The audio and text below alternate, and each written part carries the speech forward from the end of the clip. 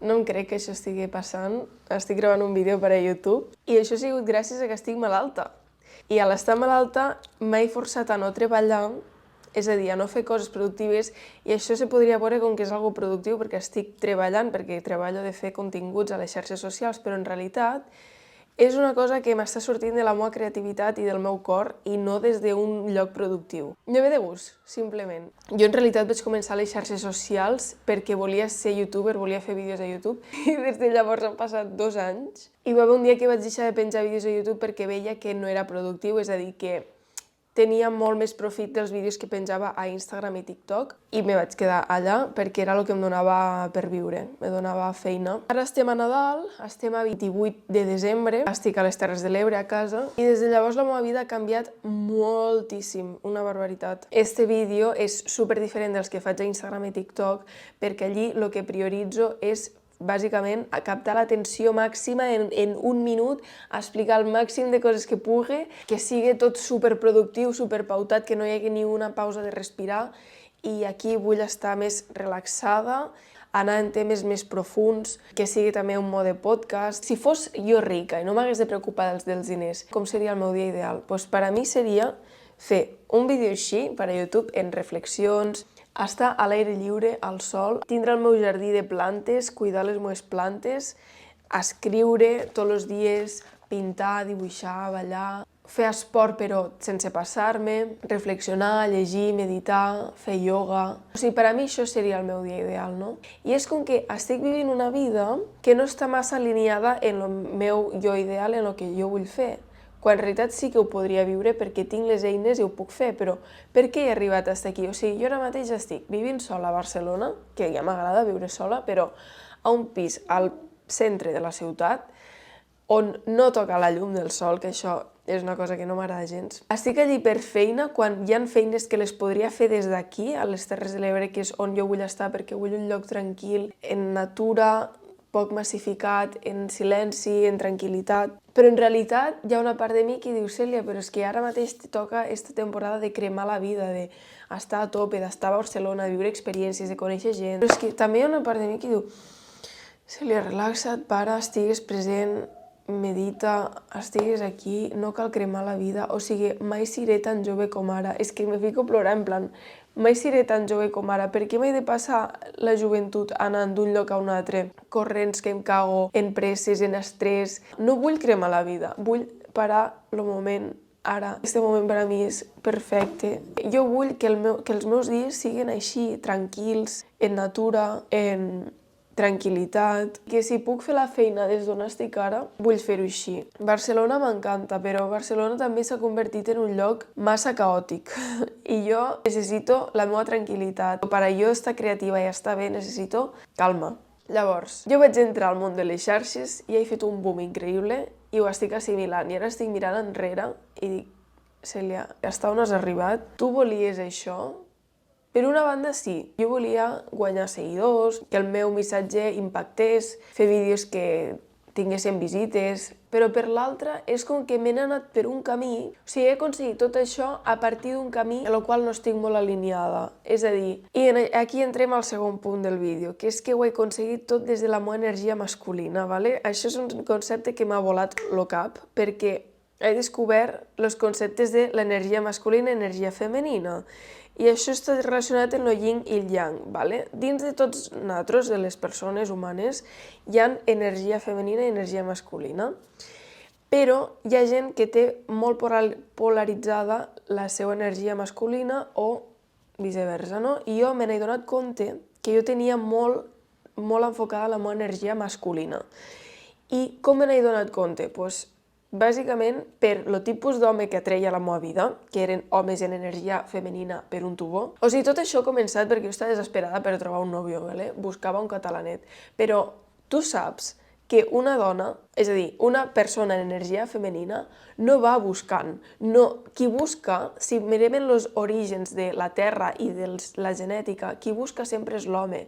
És a dir, jo estava actuant des d'una energia masculina que flipes. I ho he passat tan malament buscant homes que quan trobava un me feien mal perquè no actuaven des de la seva energia masculina, que he anat estirant del fil i estirant i estirant i estic veient que lo dels homes m'afecta a tota la meva vida perquè és com jo opero en totes les àrees de la meva vida. O sigui, jo tinc energia masculina i això fa que jo me lo guiso, jo me lo como en tot. I això una dona no pot en tot, perquè necessitem de l'home proveïdor que ens ajude. ¿Vale? Això sembla supermasclista, però he hagut de fer molta reflexió i molta meditació i molta vaina per arribar fins aquí. Llavors, com m'estic reconciliant en la meva energia femenina? Jo també crec que la meva energia masculina la tinc per diversos factors. ¿Vale? Comencem pel tema de que no tinc la regla des de fa 10 anys. I què va passar fa 10 anys a la vida de Cèlia Espanya? Pues que vaig tindre una relació en un noi, jo tenia 14 anys, 15, sí, 14, bueno, fa més de 10 anys, i vaig tindre una relació de maltracte en un noi que tenia 10 anys més que jo, i aquest home abusava de mi, ¿vale? Física, verbalment, me va baixar molt l'autoestima, jo no em sentia... O sigui, me va apartar del meu grup d'amigues, de la meva família, tenia totes les meves contrasenyes de les meves xarxes socials, no em deixava parlar en homes, me va anul·lar com a persona, ¿vale? I jo vaig agafar tanta por als homes i a les relacions i tot això que jo crec que allí va començar la meva energia masculina.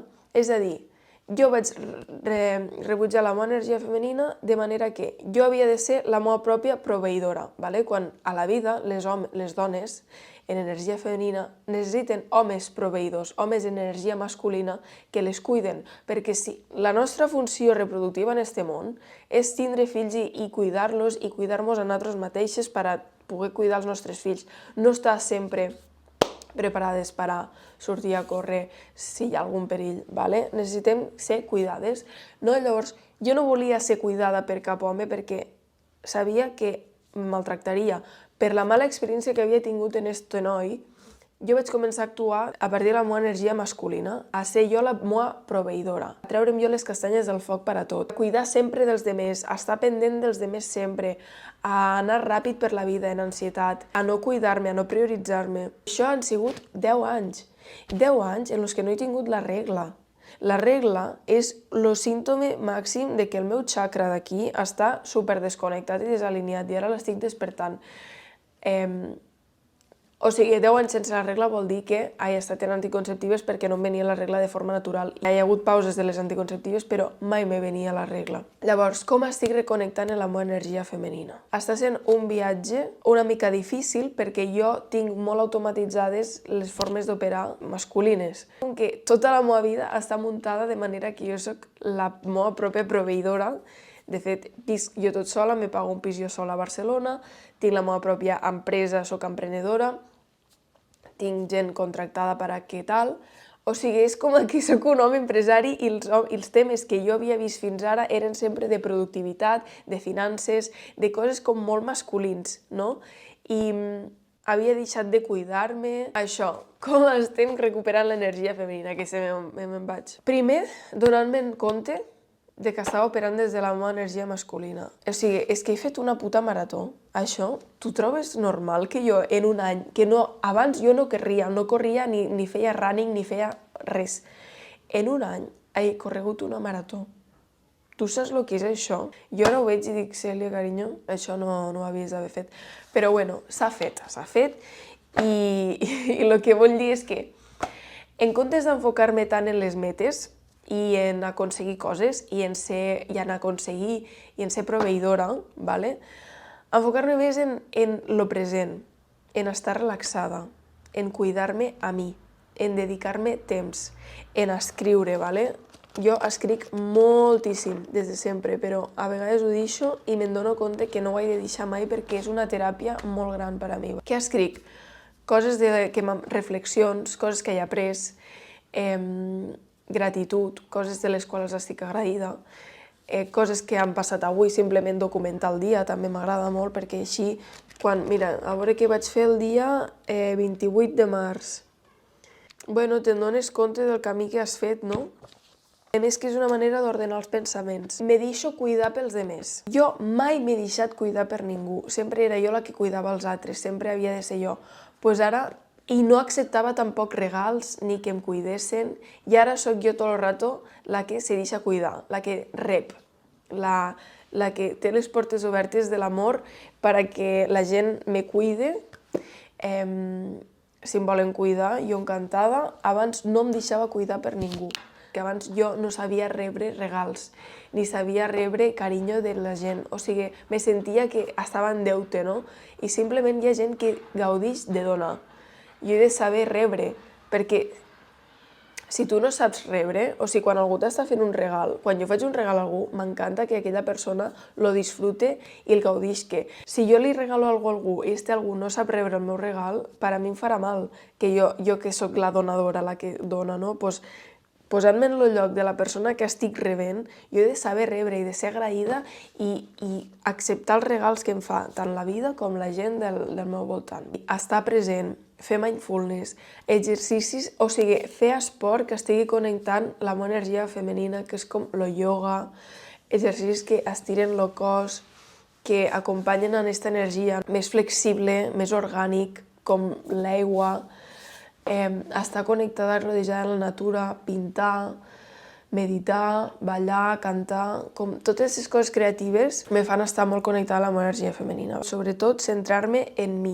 Això per a una persona narcisista i egocèntrica, este missatge no li anirà bé, ¿vale? Per això l'autoajuda s'ha d'agafar sempre en pinces, però una persona que està en l'energia femenina danyada, com jo, necessito una mica de narcisisme, necessito centrar-me en mi, anar cap a mi, atendre'm a mi, que preguntar-me jo què necessito, en comptes de tot el rato pensar, oi, què deu necessitar ell, què deu estar dinant esta persona, què deu estar fent esta persona. No, oblida't dels altres. Ara la prioritat ets tu, jo, Cèlia. Quan jo em pregunte què està dinant, per exemple, el meu crush, aquí li vaig detrás i és un crio, me dona igual el que estigui dinant, ¿vale? El que importa és que estic dinant jo, què vull jo menjar. Posar les meves prioritats per davant, que això serà un viatge llarg i ho aniré documentant per aquí. Vale, estava mirant que s'estés gravant. Estic supercontenta d'estar aquí fent este vídeo. A veure què més volia parlar. Ah, sí, propòsits del 2025. Per al 2025, llavors, el que volem és reconnectar la nostra energia femenina, que em vingui la regla després de 10 anys. Vale? Si aconsegueixo això, vos ho juro que ja em podré morir tranquil·la. Estar molt a la naturalesa i en silenci, vale? I deixar anar la meva creativitat. Fer molta meditació. Vull fer viatges sola, que això és una cosa que no he fet mai i em fa molta por, però ho vull fer. Tinc les eines, tinc els diners, tinc els mitjans. Això dels propòsits, o sigui, és important tenir-ne, però també és important no tenir-ne molts. És a dir, a vegades una llista de propòsits enorme i en que en tingues 4 i que siguen ben enfocats ja és suficient. I a més, que no importa tant el que vols aconseguir ni com ho aconseguiràs, sinó el per què. Si et falta el per què, no aconseguiràs res de lo que et proposes, perquè si no tens un per què ho has de fer, no?